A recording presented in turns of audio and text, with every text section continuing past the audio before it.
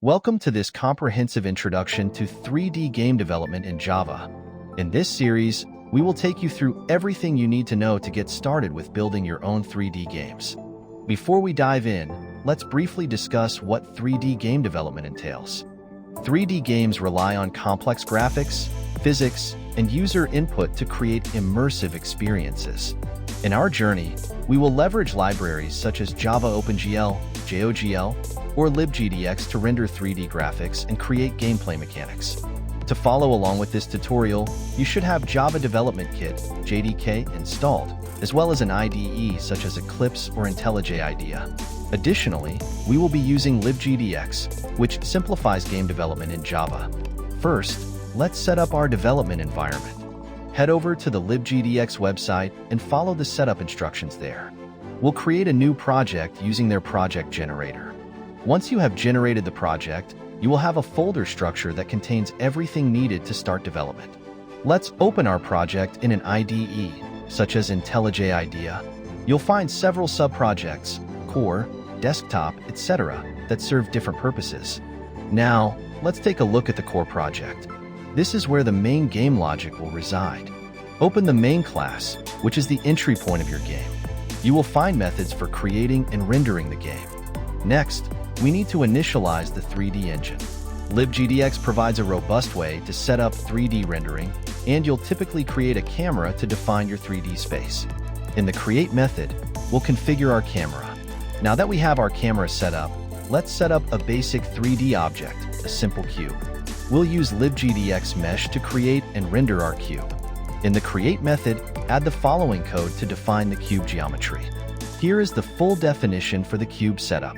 We create the vertex data for our cube, specifying its position and normal for lighting calculations. In the render method, we will clear the screen and render our cube. We need to set up the camera's view and projection matrices for the rendering process. To draw our mesh, use the following code inside the render method. This will render the cube to the screen using the configured shader. With this, we have a basic 3D rendering of a cube in Java using libgdx. Let's now enhance our game by adding textures to the cube.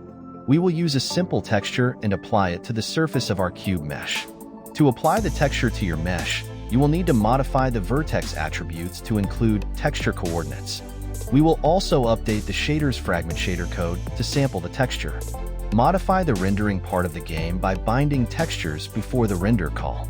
Now we'll make sure the texture is displayed correctly.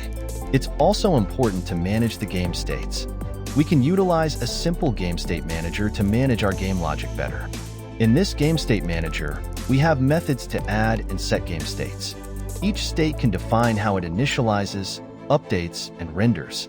This separation helps keep our code modular.